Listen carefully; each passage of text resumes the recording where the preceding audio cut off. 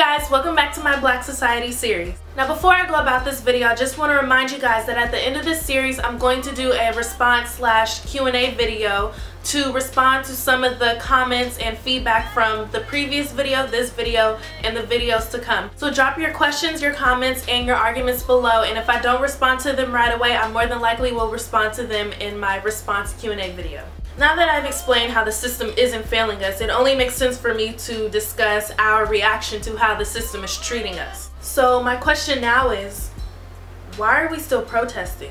I know me saying that we should stop protesting is probably raising some major eyebrows right now, but before you condemn me, make sure you listen to my argument all the way through. And to add to that, I also want to add that I'm absolutely not against protesting. I'm completely aware of the benefits that have come from protesting throughout history. So in this video, when I say protesting, I am not speaking in general. I'm speaking specifically on protesting in the Black community regarding issues surrounding race, justice, and equality. So please do not blow up my comments talking about all the good that protesting has done in the Middle East and in Africa and how it's benefiting animal rights. Like, stop. I'm talking specifically about in the Black community. Okay?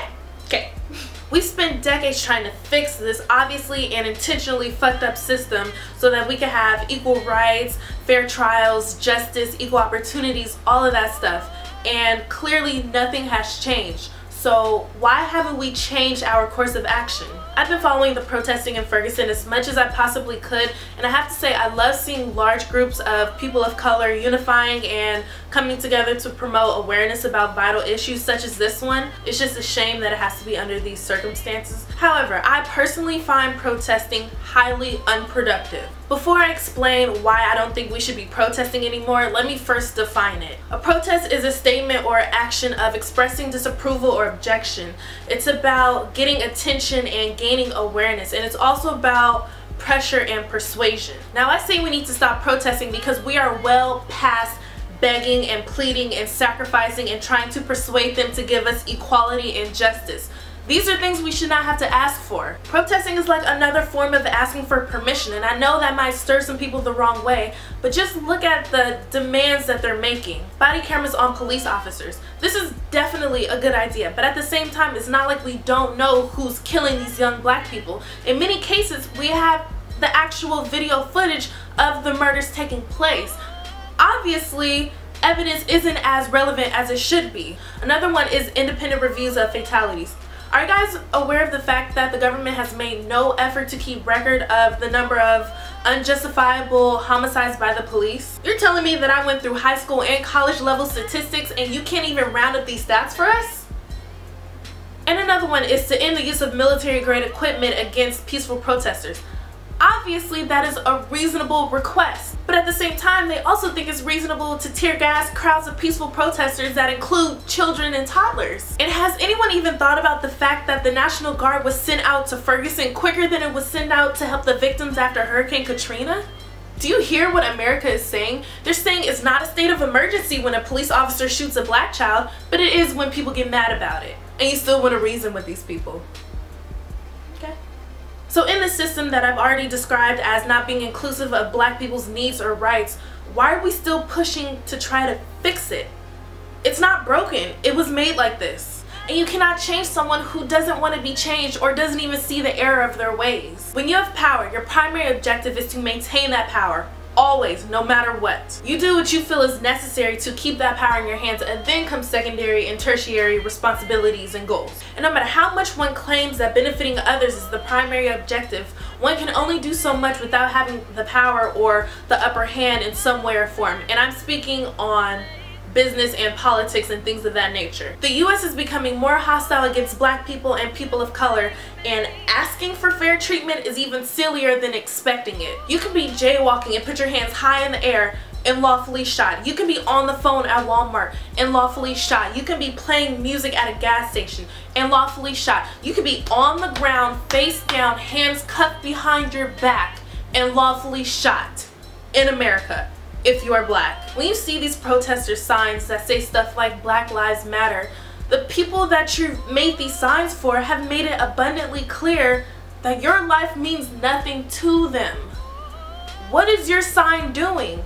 Really, what is your sign doing? Laying in the street for 4.5 minutes to represent the 4.5 hours that Mike Brown's body laid in the street? I get the symbolism. It is a very powerful message, but you have to do more. What kind of change are you expecting or hoping for from this alone? If you do not hit them where it hurts, they will not change their ways, and I don't even necessarily mean violence. The more you understand what you're dealing with, the stronger you get, the stronger we all get. So what do we need?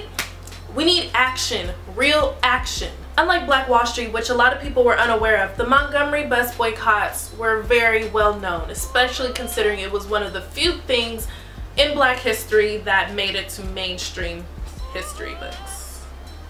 But basically, this large group of Black people made a community decision to no longer ride the buses until the policy on bus segregation was changed. About 70% of the passengers using the bus system were Black, so you think this hurt the bus system? After like 380 something days?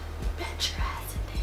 But it's all good because the Supreme Court ruled it unconstitutional to segregate on buses because they came to their moral senses and they realized that segregation is wrong. Or maybe they just realized how profitable we are. So yeah, this change didn't happen because they realized how immoral segregation was.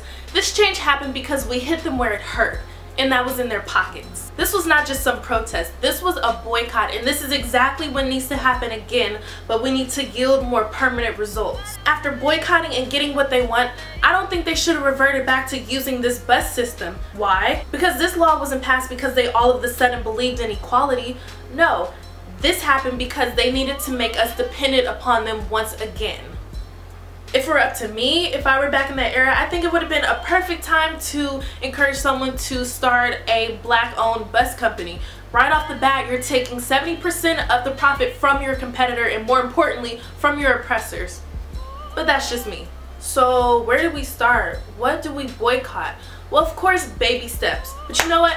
Let's make this one big-ass baby. Let's start at one of the biggest days dedicated to shopping and spending money.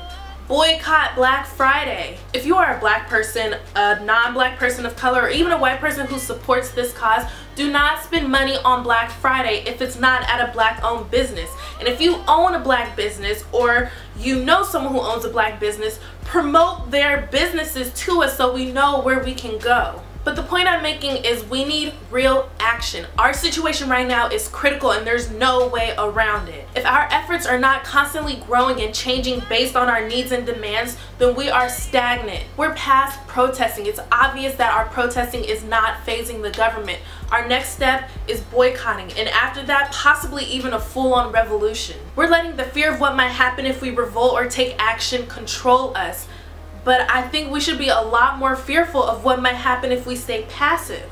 We cannot afford to be spectators. We cannot afford to be complacent. We cannot afford to be stagnant while our lives deteriorate. We've done enough protesting. We need to do more. Stay tuned for the next video.